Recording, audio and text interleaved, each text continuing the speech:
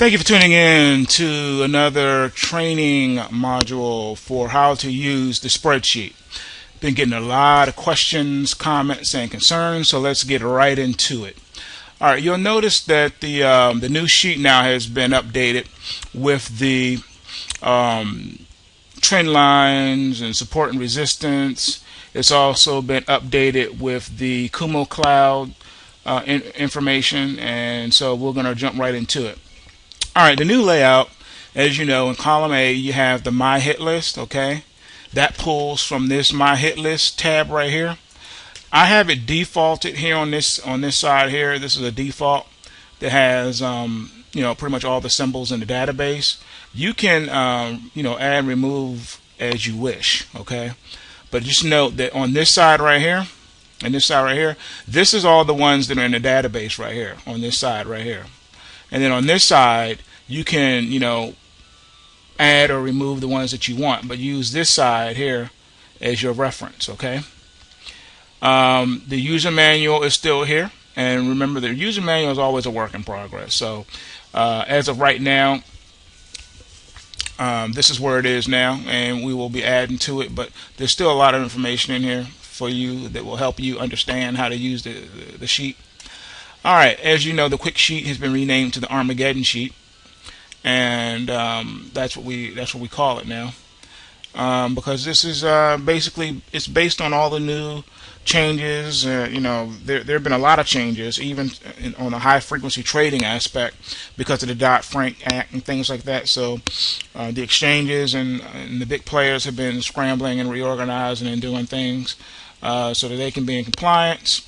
Because right now they're in the chopping block where people want to get rid of them and create more rules to make it even harder. So anyway, the next tab here is hit list. So you have my hit list in A, and then you have hit list in B. Hit list is me. All right, these are all the securities that I watch and trade on a daily basis. Next column is market. It's divided up between USA and Canada. The next column is your ticker symbols, and the next column is your security name. Okay. When you get over here to column G, this is the post-wave 12 to 18 month initial long profit target. All right, these are the price projections for the next 12 to 18 months in that security. In H, you have your post-wave buy trigger. That's the price you enter the market. Column I is your weekly post-wave signal. And let me just add, remember, all buy and sell signals are good until the order is filled or until you get a new buy or sell signal. Column J is your trigger price. All right, that's your confirmed post-wave breakout, or CPWBO. All right, column K is your key reversal buy trigger. Column L is just your intraday resistance. You don't enter the market on this. This is just for your information, so you can know where support and resistance lies in the security for the next day. And then once you get over here to your columns M, N, O, and P, these four columns here, these are your buy signals, okay, and alert signals. Columns M and N are your buy signals. Columns O and P are your alert signals, okay. These alert signals are just there for your reference, okay, just to let you know if there's a high volatility alert in security that you're looking to trade the next day, or if there is a rally alert, meaning that we expect for there to be some intense buying. Okay, that's all that is. It is not a signal to enter the market. It's just a considered a technical analysis indicator. These two columns here, M and N, is your signals to enter the market. So let's use something for an example. Let's go with the Australian dollar here in row 9. Okay, looking at the sheet, you have a confirmed post-wave breakout buy signal as indicated with the 1 highlighted in green. All right. And then when you look over here, you have your buy trigger. See these two named the same. This is the signal for this buy trigger right here. So on the Australian dollar, you're looking to buy and go long at 106.08 on the next trading session. Again, you keep this ticket as a good till cancel open order until the order is filled or until you get a new buy or sell signal. Okay, always remember that. Excuse me. Now, let's look at the one above that. This is the Nikkei right here, the futures contract. You'll notice in this one, in row N, you have a key reversal buy signal. So you will enter at the key reversal buy trigger price, which is 92.40. So in the next trading session, you will enter at that price. Okay. When you have a key reversal buy or sell signal, the primary entry point is the key reversal trigger, but you can also enter on the CP entry point as well. Okay, so you're not just limited to that one buy trigger. You can enter at this price as well. Especially if the market gaps up above this price, then you can enter at this price here. Okay, pretty straightforward, pretty simple. When you move over here to columns Q and R, you see that you have your Kumo cloud indicators. Okay, this is the Kumo cloud numbers that you need to look at. So let's say that a market that you're looking at is trading inside the Kumo cloud. Well, how would you know that it's trading inside the Kumo cloud? Again, let's use the Australian dollar as our proxy here. You'll notice that under the column S, the long-term trend or bull market uptrend indicator, if it's highlighted in green, that means it's in a bull market. If it's grayed out, if it's zero there, it's not in a bull market. It may be in a bear market. So you simply, using the Australian dollar as the proxy, scroll over here to the bear market side of the sheet, and you'll notice a 1 there. As in a case in point with the euro, let's look at row 7 here. You'll see it's a 0 there. It's not in a bear market. Okay, you scroll over here, you'll notice a 0 under the bull market part because it's also not in the bull market. Can you guess what the position of this market is? You got it. It's in the Kumo cloud of death. If there's a 0 under the bull market column and a 0 under the bear market column, the market is in a Kumo consolidation cloud of death cycle. That means it's trading in between the 143.40 and the 144.44. The Kumo support is the bottom of the cloud. Kumo resistance is the top of the cloud.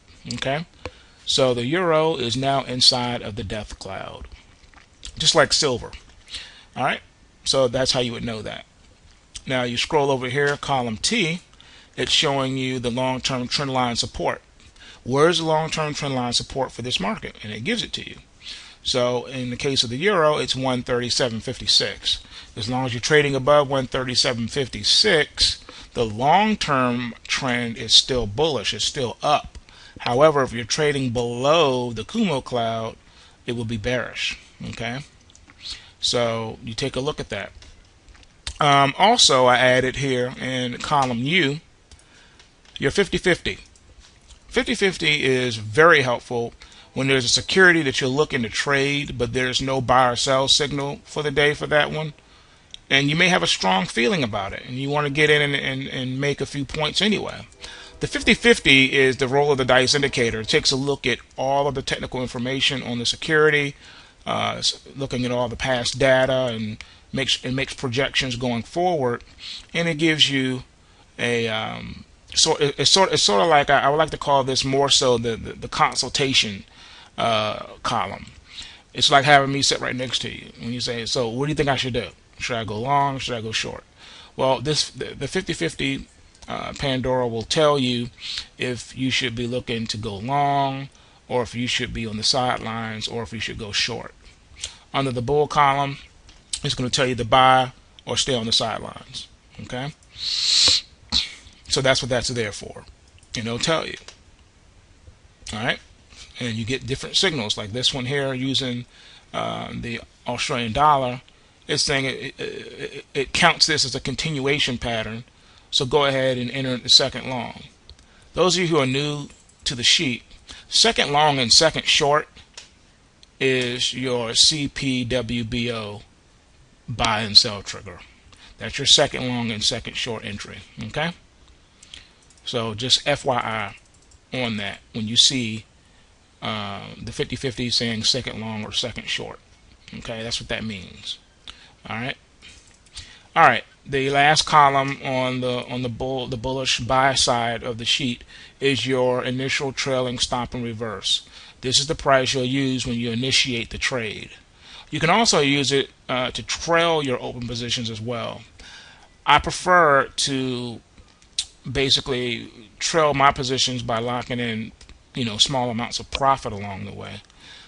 There is really no hard and fast rule for trailing open positions. It's more of an art and a science, really, and a lot of luck too, because you just don't know how volatile the security is going to be that you're trading. But at least the system gets you into the market and helps you with your money management by helping you to place your stops. These are volatility stops. It helps you to place your stop outside of the noise, so you have a smaller probability and chance of being stopped out prematurely on the trade. All right, when we get over here, starting at columns AA, we get to the bear side of the sheet. All right, this is where you're going to find all your sell signals. Starting with this column AB, that's your initial stop and reverse and trailing stop for your sell shorts. Column AC has your 50-50. All right, and you'll notice here it'll tell you stay on the sidelines, no signal, trail open positions. Or you may get a RSID breakdown support. It tells you enter in the second short. So you'll get that, okay? And that's what these readings are. It'll tell you if it's a continuation pattern or if it's looking more like a breakout pattern. It gives you all of that, okay? And that's your 50-50. Very helpful tool. I use it a lot myself. All right, column AD, that's your long-term trend line resistance in a bear market. Your trend line support becomes resistance, and it gives you the number. If this is highlighted, it means you're in a bear market. Hence, the long-term trend is also highlighted with the 1 in the column. Your next column, again, is your Kumo Cloud support and resistance. All right, what we did is we transferred from the green to this side because when you're in both sections, you like to be able to see all the numbers without having to scroll all the way to the other side of the page again. Okay, so here you are. Here's your Kumo Cloud numbers again. And the next columns over starting at AH to AI. These two columns here is your high volatility alert for the sell system and your crash alert or bot check for that. Those of you who've been with me, you remember the bot checks. Bot checks is a algorithm that picks up secret selling in a security. Okay, and it lets you know when a crash or sell-off is likely. Okay, now these signals here are day only. Okay, it's not a signal that lasts for a week like your buy and sell signals when you enter the market. These are day by day, and it will measure for you day by day. Okay. Now, because these are leading indicators, sometimes it'll be like let's use the Australian dollar again. You see, there's a 0 here, but yesterday we could have had a 1 and nothing happened, and then today something happens. That happens sometimes because these indicators lead the market 3 to 5 days out. These alerts. Okay. Now the next column over is your key reversal and your confirmed post-wave breakout signals. These are your sell signals. Okay. And just like on the bull side, when you get a key reversal signal like you have here in the British pound futures, you can enter at the key reversal trigger or the confirmed pulse wave trigger. It doesn't matter. You can enter on both. All right. There's no hard and fast rule here. The key reversal is just giving you the first dibs at entering the market. That's all it's doing. So on the British pound here, you notice your key reversal and your confirmed pulse wave breakout are the same. Sometimes that will happen. Sometimes the numbers will be different. Like in, let's look at cocoa futures. Notice you got a key reversal signal here in column AJ, and your key reversal sell trigger is at 2908, and your confirmed pulse wave breakout signal is at 2895. Pretty tight, pretty close. All right. So the decision is yours.